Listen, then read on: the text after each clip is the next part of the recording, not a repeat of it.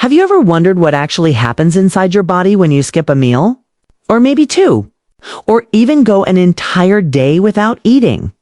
The answer might surprise you, because your body doesn't just shut down like you'd expect. Instead, it goes through this incredibly sophisticated series of chains, almost like a survival protocol that's been built into your DNA for thousands of years. And here's what's fascinating. The way your body responds to not eating reveals so much about how your metabolism actually works. Understanding this can completely change how you think about fasting, dieting, and even your relationship with food itself. So today, I'm going to walk you through exactly what happens, hour by hour, day by day when you stop eating. We're going to explore the science, the hormones, the cellular changes, and most importantly, what all of this means for your health. Because the truth is, your body is far more resilient than you think, but it's also far more delicate than most people realize. The first few hours, your body's initial response, let's start at the beginning. You've just finished your last meal. And now the clock starts ticking. For the first few hours, you probably feel totally fine. Maybe a little hungry, but nothing dramatic. That's because your body is still running on the energy from your last meal. Your blood sugar is stable. Your digestive system is working. Everything feels normal, but beneath the surface, something interesting is already happening.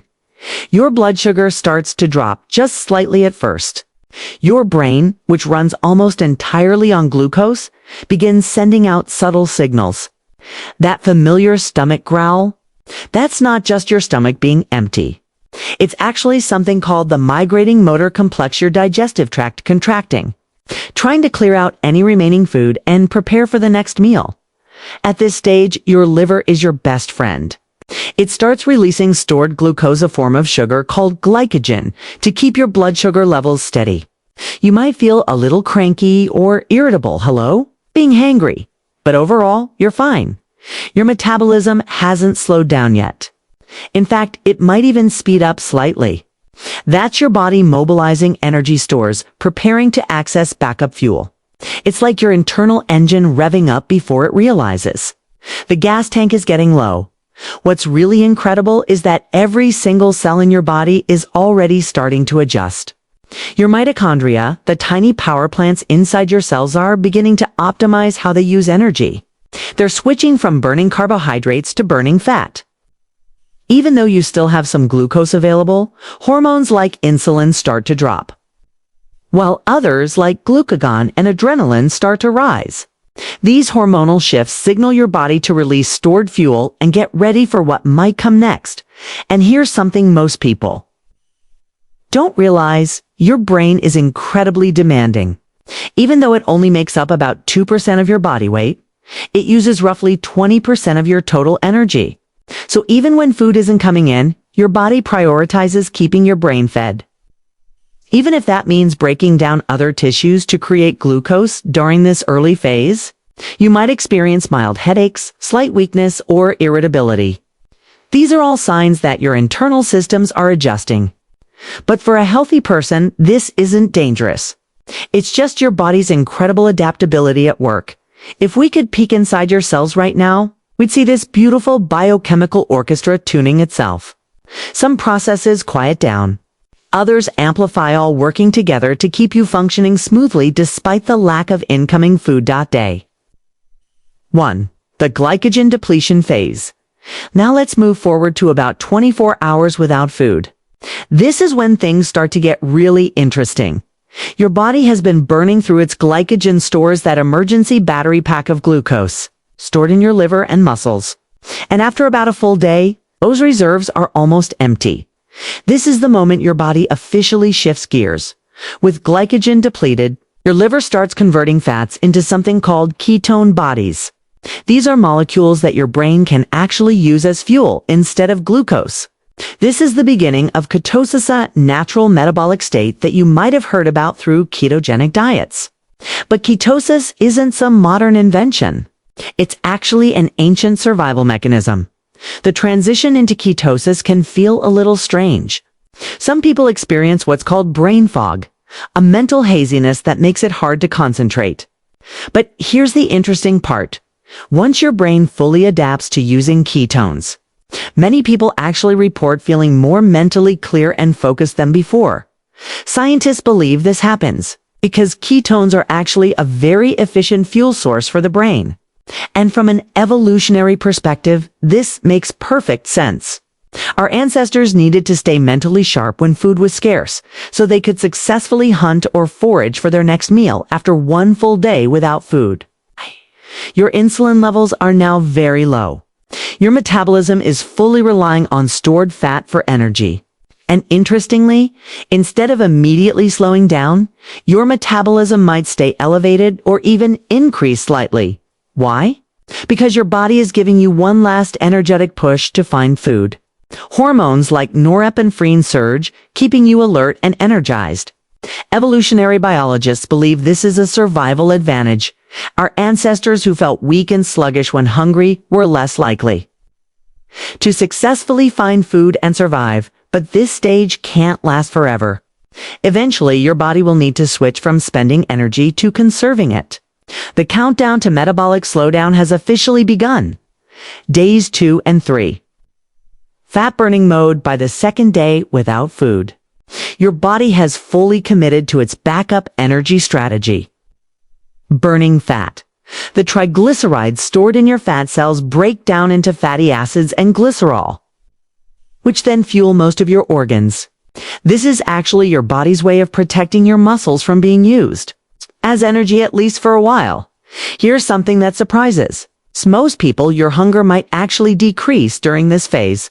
You'd think you'd be starving, right? But because your body is releasing ketones, and ketones have a mild appetite-suppressing effect, you might feel less hungry than you did on day 1. Your brain continues adapting to ketones as its primary fuel source. Many people describe feeling strangely clear-headed and focused during this stage. It's like your mind is running on a different kind of energy cleaner. It's more efficient. From a scientific perspective, this is absolutely fascinating. You're witnessing an evolutionary survival mechanism that allowed early humans to endure days or even weeks without food while searching for their next meal. But even as your body becomes more efficient at burning fat, it's also preparing for a slowdown. After about 2 to 3 days, your body starts receiving the message that food might not be coming back anytime soon. Your thyroid hormones, especially one called T3, begin to drop. These hormones are crucial regulators of how fast your metabolism runs, and their decline signals your entire system to conserve energy. You might notice subtle changes. Your heart rate slows down slightly. Your body temperature might dip a little. Your movements become subconsciously slower and more deliberate. This isn't weakness, it's preservation. Your body is learning to make every single calorie count. What's really interesting is that your metabolism doesn't crash all at once. It's a gradual process that's shaped by your individual body composition and your previous eating habits. Someone who has a history of harsh dieting might experience a faster metabolic slowdown, while someone with more consistent eating patterns might take longer to adjust. The real metabolic slowdown, day 3 and beyond. So, when does the real metabolic slowdown actually begin?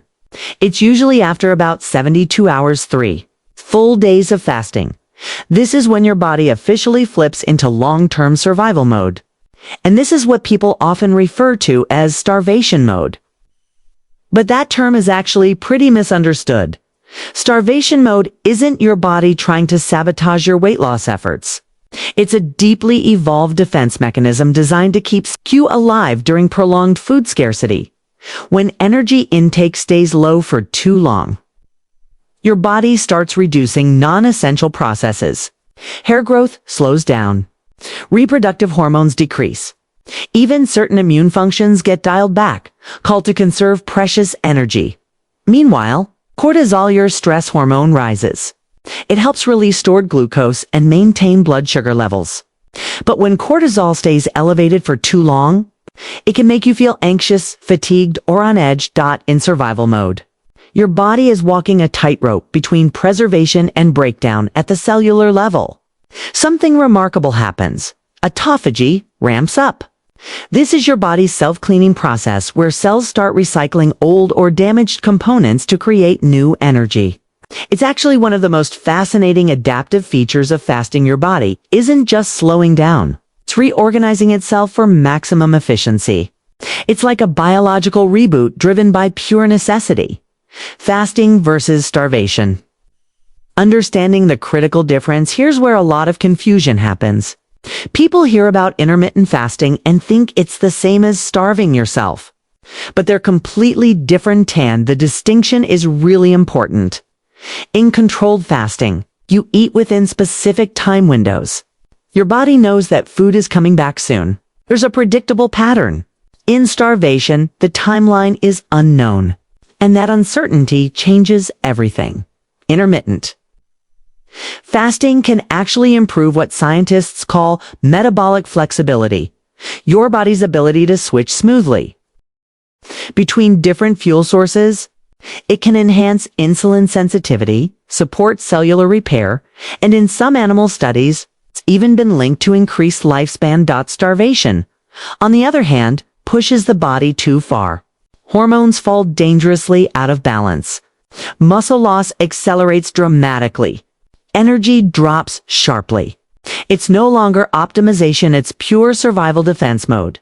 So the next time someone claims that fasting will ruin your metabolism, remember, it depends entirely on the context. The body thrives on balance and rhythm, not on extremes. The hormone orchestra, who's calling the shots by this point in a prolonged fast? Your hormones are completely running the show. Insulin stays low, which allows fat breakdown to continue. Leptin, the hormone that tells your brain you're full, also drops significantly, which intensifies feelings of hunger. Meanwhile, ghrelin, the hunger hormone, spikes periodically, practically screaming at your brain to find food. Cortisol remains elevated to ensure your brain gets enough glucose. But chronic elevation can eventually lead to muscle breakdown. Your thyroid hormones continue slowing your energy expenditure. And interestingly, growth hormone actually rises to help protect your lean muscle mass and stimulate repair processes. It's like a delicate biochemical ballet, with each hormone playing a specific role in the survival symphony. During this stage, you might experience weird fluctuations, waves of fatigue mixed with sudden bursts of energy. That's your body's shifting chemistry adapting in real time. Every system, from your liver to your brain, is constantly renegotiating how to survive this energy crisis. Some people experience their clearest thinking during this phase. Others hit serious mental fog. The outcome depends entirely on how efficiently your individual body has made the switch to fat and ketone metabolism. Real-world examples. How far can the body really go? History has recorded some absolutely jaw-dropping examples of human endurance without food. One of the most well-documented cases is Angus Barbieri, a Scottish man who, under strict medical supervision, fasted for an incredible 382 days back in the 1960s. He survived on nothing but water, vitamins, and minerals. His body adapted so efficiently that he lost over 275 pounds while maintaining relatively stable health markers throughout most of the fast. Other documented cases: shipwreck survivors, hunger strikers, people trapped after natural disasters show similar patterns. The body first consumes glycogen, then fat, and finally, when absolutely no other option remains, muscle tissue. The real danger comes when protein breakdown becomes the main energy source. That's when organ function begins to fail and survival becomes truly threatened. Medical science suggests that under ideal conditions, meaning proper hydration and some basic vitamins, a healthy human could potentially survive between 40 and 70 days without food. But this is far from sustainable or safe. The longer the fast continues, the weaker the immune system becomes. The more the body sacrifices vital proteins just to keep vital organs functioning. These stories aren't just about endurance. They're about adaptation. They reveal the remarkable flexibility of human biology, a system that can dramatically recalibrate itself even under the most extreme conditions. Always prioritizing one fundamental goal: Survival. What happens to your brain? When you stop eating, let's talk about something really important. What happens to your brain during all of this? Your brain doesn't simply slow down when you stop eating. It actually transforms the way it operates. Normally, your brain is almost entirely dependent on glucose for fuel. But after a few days of fasting, it learns to use ketones as its main energy source instead. This metabolic shift doesn't just keep your neurons firing, it actually activates pathways that protect brain cells from oxidative stress and inflammation. Many people report experiencing heightened mental clarity during prolonged fasting periods. Scientists believe this might be linked to increased production of something called brain-derived neurotrophic factor, or BDNF. It's a protein that supports neuron growth and enhances communication between brain cells. From an evolutionary standpoint, this makes perfect sense. Our ancestors absolutely needed to stay mentally sharp and alert while hunting or foraging during times when food was scarce. The ones whose brains shut down from hunger didn't survive to pass on their genes. But this mental clarity doesn't last forever. When the body eventually starts breaking down muscle tissue for glucose production, cognitive function begins to suffer. Concentration weakens. Memory declines. The brain starts slowing communication between neurons to conserve precious energy. It's a delicate balance.